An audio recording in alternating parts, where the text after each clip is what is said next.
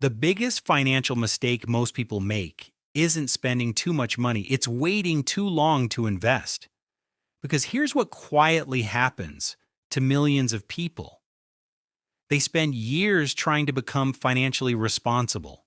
They budget carefully. They stop wasting money. They slowly build their savings account month after month. And eventually, they look at their bank balance and think, okay, I finally saved money. So why does it still feel like I'm not getting ahead? Maybe you felt this before. You open your banking app and see thousands of dollars sitting there safely. And for a moment, it feels amazing. Until you realize something uncomfortable. Your money barely grew. Meanwhile, prices keep rising. Inflation keeps happening. And everywhere online, people keep talking about investing: stocks, index funds, compound growth, financial freedom. And suddenly you start wondering, wait, am I supposed to be doing more with my money? Because this is the exact point where most people get stuck. They know how to save money, but they have absolutely no idea how to start investing without feeling overwhelmed, confused, or afraid of losing everything. A lot of beginners secretly think everyone else understands investing better than they do. And honestly, that feeling is completely normal. So in this video, we're going to break down the exact step-by-step path to start investing after saving money, even if you're a complete beginner. My name is Jack, and if you want to build long-term wealth without complicated financial advice, make sure to subscribe and give this video a thumbs up.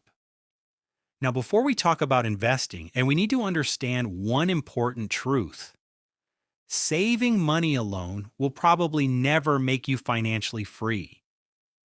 That doesn't mean saving is bad. Saving is essential. But saving and investing do completely different jobs. Saving protects your present. Investing builds your future. And confusing those two things is where people quietly lose years financially.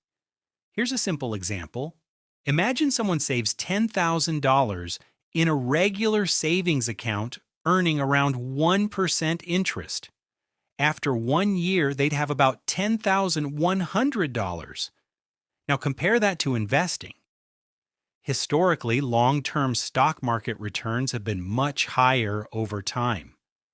That same money, invested consistently for decades, could grow dramatically larger through compounding. And this is where things become life-changing, because the real power isn't just investing, it's time. The earlier you invest, the less money you usually need later. And this is something most people don't realize until it's almost impossible to get those years back. For long-term investors, the bigger risk often isn't market volatility. It's losing years by waiting. But here's the problem: most people never start, not because they're lazy, not because they're incapable, but because investing feels emotionally uncomfortable. Saving feels safe. You can see the money sitting there.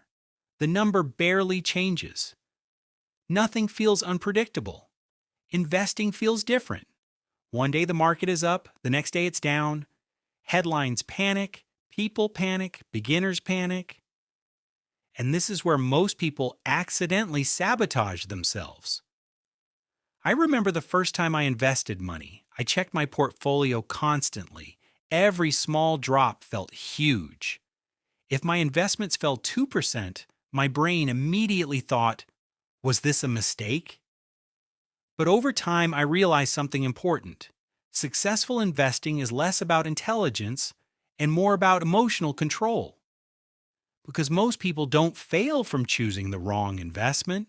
They fail because fear causes them to quit too early. And honestly, that realization changes everything. Because successful investing is usually much more boring than people expect. No flashy predictions, no overnight riches, no constantly chasing trends, just consistency, And consistency is where wealth quietly gets built. Real wealth usually grows quietly for years before anyone notices it. Most financially successful people looked financially ordinary while they were building wealth. So let's break down the exact step-by-step process. Step 1. Build a real emergency fund first. This is non-negotiable. Before investing anything, you should have money set aside for emergencies. Most experts recommend around 3 to 6 months of living expenses.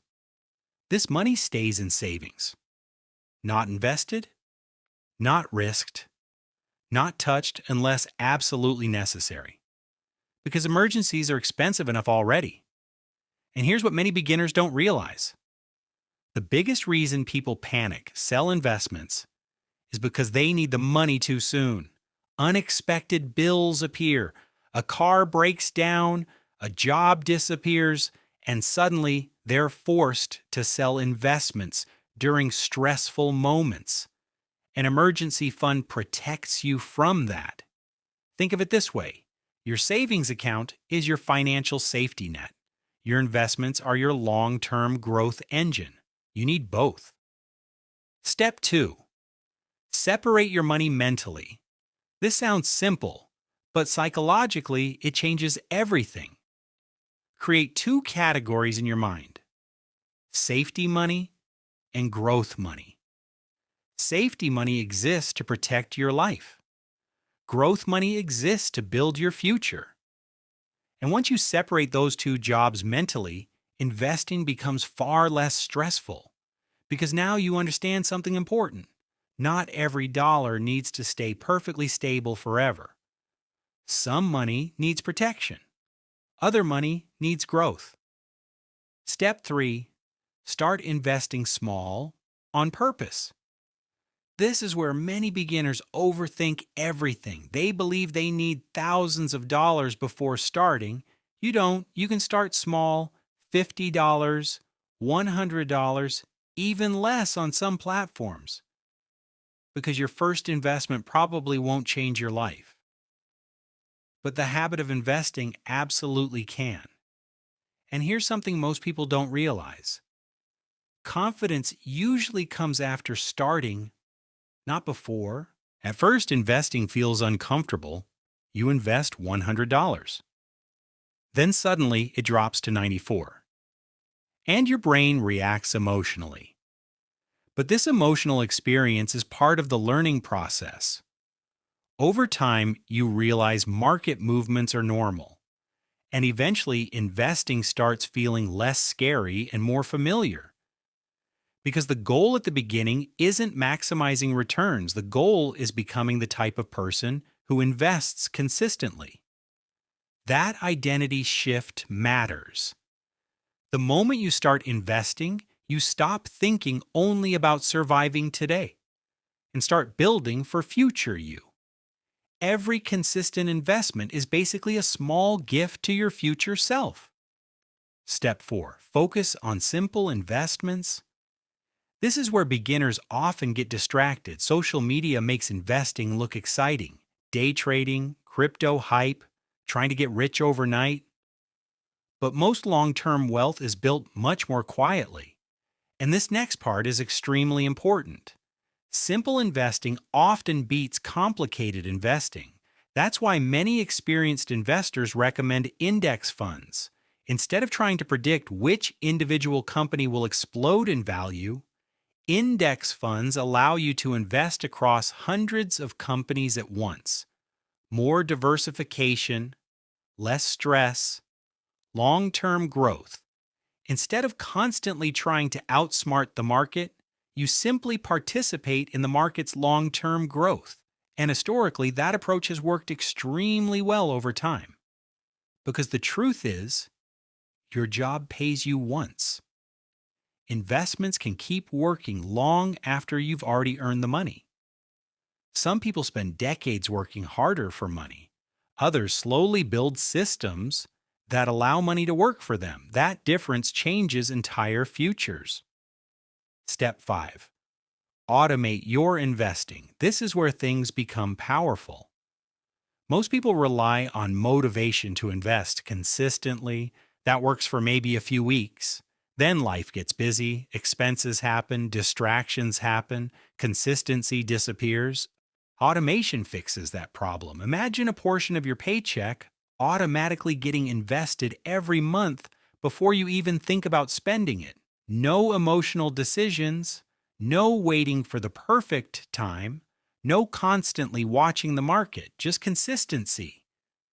And consistency is what creates compounding.